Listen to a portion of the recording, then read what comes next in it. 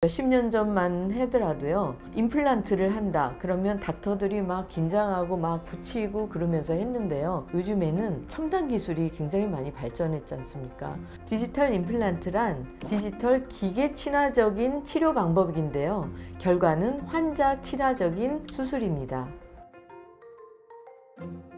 안녕하세요. 크림치과 대표 원장 김정란입니다.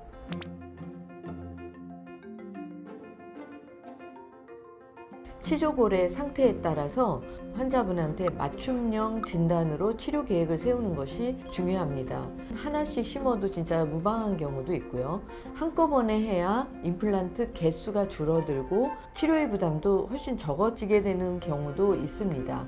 치아가 이렇게 두 개가 만약에 있는데 두 개 사이에 염증이 있습니다. 치아 하나가 유독 막 흔들리게 되면 환자분은 요 치아만 흔들리는구나, 이 치아만 하나만 하면 되지 않을까 이렇게 생각을 하시는데요, 사실 염증이 두 개 치아에 같이 있게 되고요, 한 치아는 심하고 한 치아는 좀 적게 되는데, 이때 하나만 임플란트를 하게 되면은 염증이 옆 치아에 남아 있다가 번질 우려가 있습니다.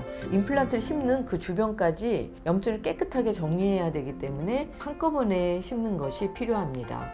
두 번째 경우는요, 교합이 무너졌을 때인데요, 소실된 치아가 많으면은 아래 윗니의 맞물림이 처음엔 이렇게 물렸던 거가 이렇게 깊이 물리게 되고 위치가 다 없어져 버린 경우가 있습니다. 그러면 임플란트를 심으면서 새로운 교합 관계를 형성해야 되는데요, 모든 치아를 회복해야지 교합 형성을 제대로 할 수 있습니다.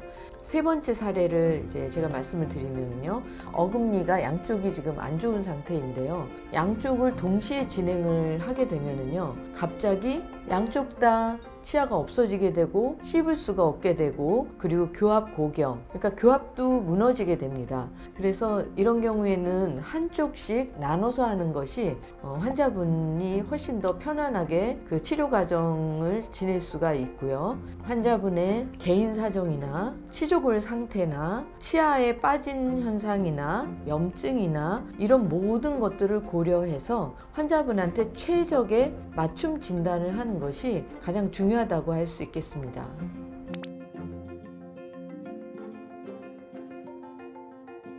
기본적으로 임플란트는 자연 치아보다 음식물 끼임이 좀 더 많은 건 사실인데요, 개선할 수 있는 방안도 사실은 있거든요. 임플란트는 이 부분을 지대주라고 합니다.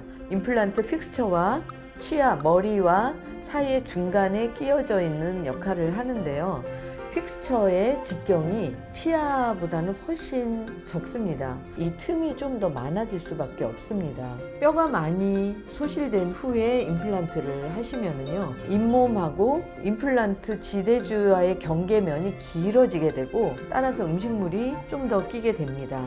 음식물이 좀 더 안 끼게 하려면 어떻게 할 수 있을까요? 그 방안으로 첫 번째는 임플란트 직경이 치아보다 좁다 그랬잖아요. 좀 더 넓히는 방법입니다. 그거를 맞춤형 지대주라고 하는데요, 이 지대주가 기성형이 있고 맞춤형이 있습니다. 기성형은 이렇게 동그랗게 생겼어요. 맞춤형이라고 하는 것은 치아 모양하고 동일한 모양으로 이렇게 돼 있고, 잇몸하고 좀 더 긴밀한 접촉이 되고 훨씬 음식 끼임을 줄일 수 있습니다. 두 번째는요, 교합이 안 좋은 경우, 간섭이 있는 교합이라 그러거든요. 원하지 않는 부빔이 있는 교합이 있을 때 너무 큰 힘이 가해져서 치아가 이렇게 움직이게 되고, 치아와 치아 사이에 마주치는 컨택이라 그래요.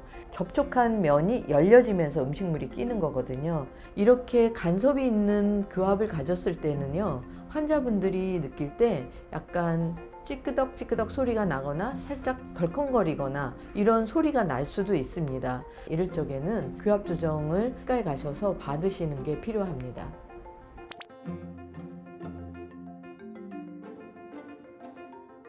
치아도 조금 본인이 피곤하거나 아니면 양치가 좀 덜 됐거나 그럴 적에 부종이 일어나죠.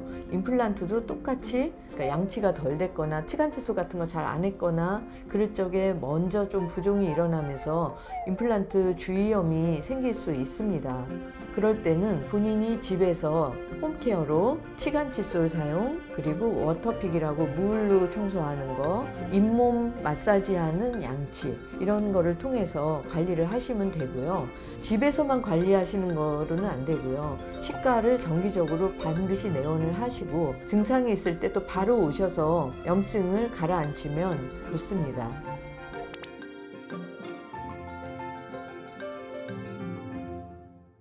당뇨 있으신 분들은 일반인들보다는 만성치주염에 이완되어 있는 분들이 상당히 많고요. 치아를 상실한 분들도 많아서 임플란트가 필요한 분들이 많습니다. 아무래도 면역력이 떨어지고 염증이 잘 안 낫고 치유가 늦을까봐 걱정하시는 분들이 굉장히 많습니다. 수술을 좀 더 최소화하는 방법을 선택을 하면 훨씬 더 도움이 된다고 할 수 있습니다.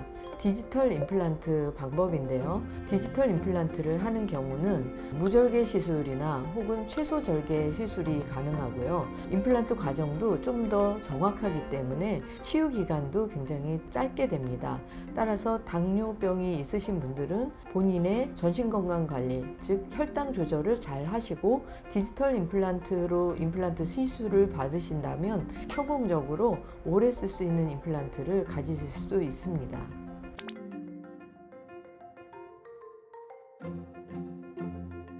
디지털 임플란트는 정확하게 임플란트를 식립하는 방법입니다. 구강 스캐너, CT 등 첨단 기기를 이용해서 컴퓨터에서 미리 모의 수술, 시뮬레이션을 해서 각도, 깊이까지 결정을 합니다. 컴퓨터에 있는 위치 그대로 입 안으로 옮겨야 되는데 옮기는 매개체가 이런 수술 가이드입니다. 이거 역시 첨단 기기 3D 프린터로 제작이 되어 있는데요. 이 구멍에 임플란트를 식립하는 프로토콜이 결정되어 있습니다. 입안에 이걸 이렇게 장착하고 그대로 할 수 있기 때문에 기존 방법은 절개를 하고 박리를 해서 수술을 하는 방법을 했었는데요. 절개를 하지 않고도 임플란트를 심기 때문에 최소 수술, 무절개 수술이 가능하고 통증과 출혈, 부종이 감소될 수 있습니다.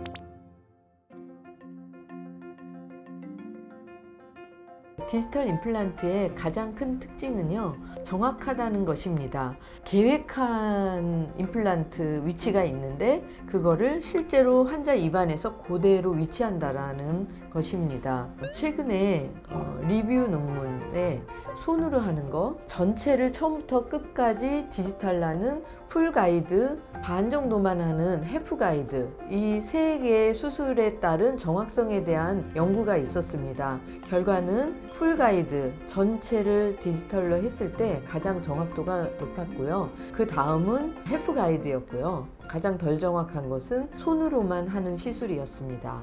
무절개 수술, 최소절개 수술을 함으로써 통증이나 출혈이 감소되고요. 진통제 사용량이 감소했다고 합니다. 그리고 수술 시간이 감소했고요. 따라서 환자 만족도가 높아졌다고 합니다.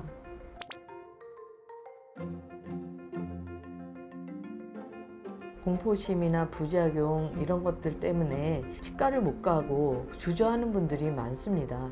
어디 가면 정확하게 할지 잘 모르기 때문이죠. 가장 정확하게 임플란트를 심을 수 있는 첨단 장비를 전부 갖추었는지, 예를 들면 CT나 구강 스캐너 등 디지털 임플란트를 사용할 수 있는 그런 환경이 갖추어져 있는지, 그 첨단 장비를 이해하고 그 장비를 정확하게 사용할 수 있는 그런 치과인지 경험과 지식을 닥터가 모두 갖춰야 됩니다. 똑같은 장비라도 사용하는 사람에 따라서 결과가 달라지기 때문입니다. 또한 치과 자체가 진료의 질을 우선시하는 환자 중심의 진료를 하는 곳이라면 훨씬 더 도움이 되겠습니다. 진단에 따른 가장 최적의 치료 계획을 함께 상의를 해서 치과와 그리고 환자분 사이에 신뢰관계가 형성이 되고요. 유지관리를 위해서 치과를 계속 재방문을 해야 되지 않습니까? 그 신뢰관계가 잘 되어야지 서로 협조가 돼서 최적의 치료를 받으실 수 있습니다. 라임을 맞춰야 돼. 이럴 적에는 라임을 맞춰서 디지털 임플란트를 하나 해보세요. 네. 그거 나는 좀 그런 거 안 어울리는데. 뭐 어떻게 하라고요? 하나, 둘, 셋. 그 말 괜찮죠? 기계 친화적인.